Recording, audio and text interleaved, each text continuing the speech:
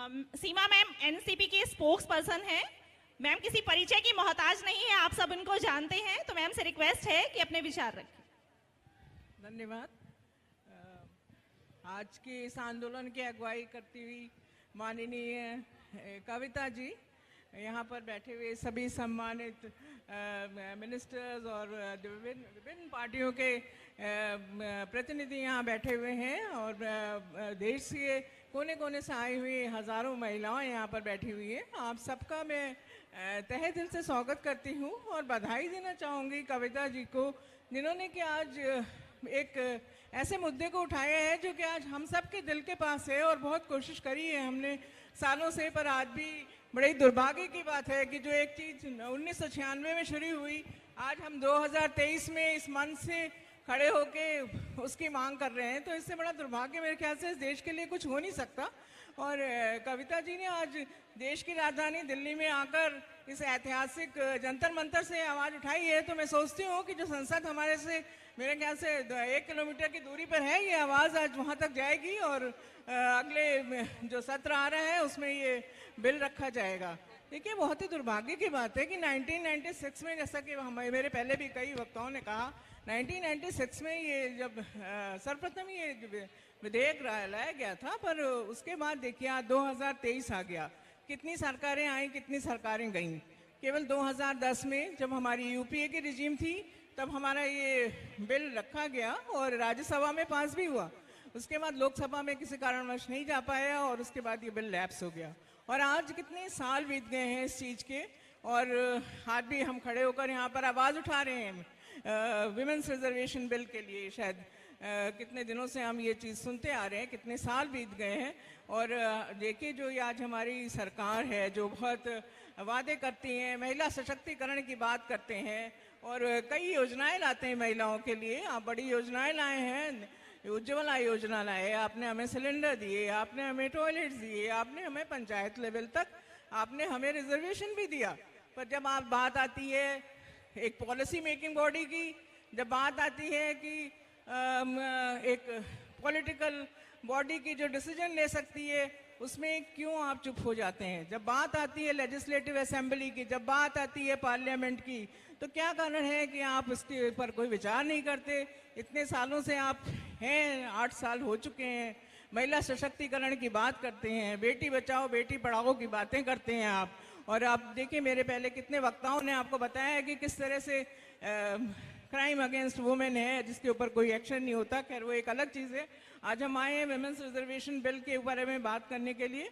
तो देखिए, मैं आपको इस मंच से बात कहना चाहूँगी कि हमारे राष्ट्रीय अध्यक्ष माननीय श्री शरद पवार जी ने हमेशा से ही महिला रिजर्वेशन का एक पुरजोर समर्थन दिया है, और हम आज आए हैं इस मंच पे कविता जी की इस आवाज़ को मजबूत बनाने के लिए।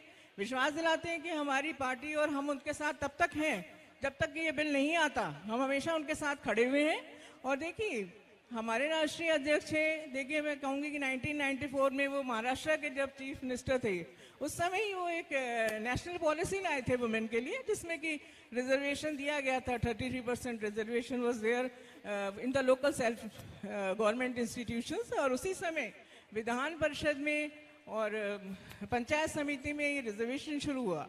पर बड़ी दुर्भाग्य की बात है कि आज एक छोटा रवांडा जैसे देशों में अगर 63.1% रिप्रेजेंटेशन हो सकता है महिलाओं का, पर आज हमारे भारत में देखिए, अगर 542 में से केवल 78 सांसद अगर हमारे पास हैं महिलाएं, तो इसको दुर्भाग्यपूर्ण ही कहा जाएगा।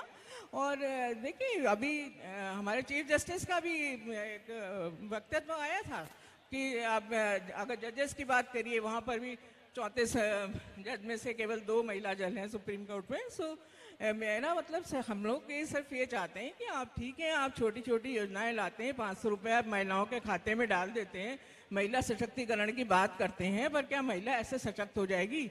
यहाँ बैठी हुई महिलाओं से मैं पूछना चाहती हूँ कि आप अपने आप को सशक्त महसूस करती हैं? अनटिल अनलेस हमारी कोई अगर एक पॉलिसी मेकिंग बॉडी में हमारा कोई रिप्रेजेंटेशन नहीं है, तो मुझे नहीं लगता कि इस देश की महिला सशक्त हो सकती है।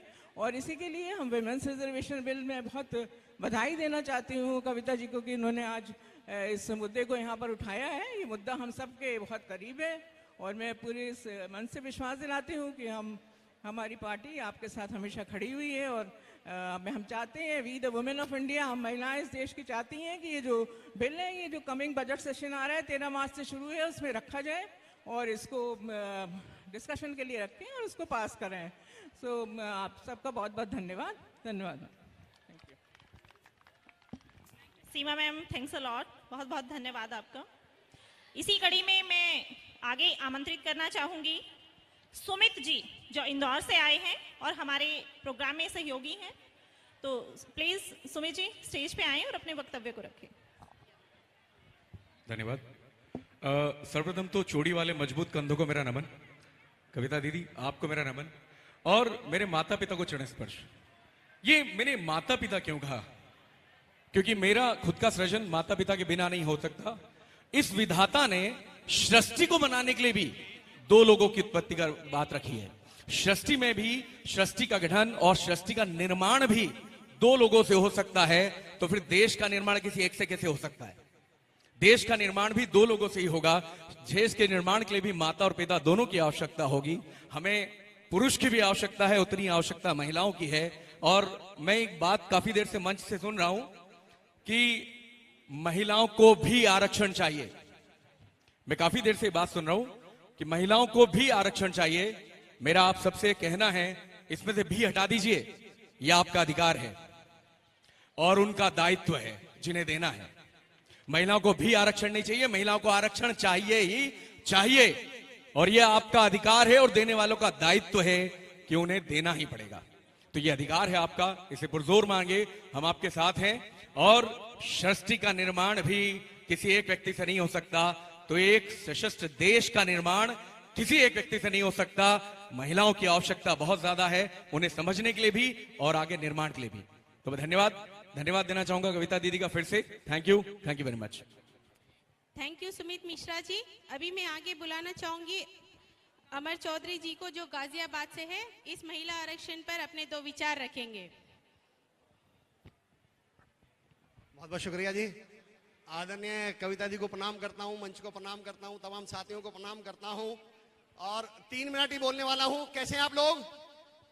अरे वाह, मैं आपकी आवाज समझ के सुन गया, पर मैं खुद ही बोल देता हूं। वसीम बरेलवी साहब का एक शेर है कि उसूलों पे अगर आँच आए तो टकराना जरूरी है, और जिंदा है तो फिर जिंदा नजर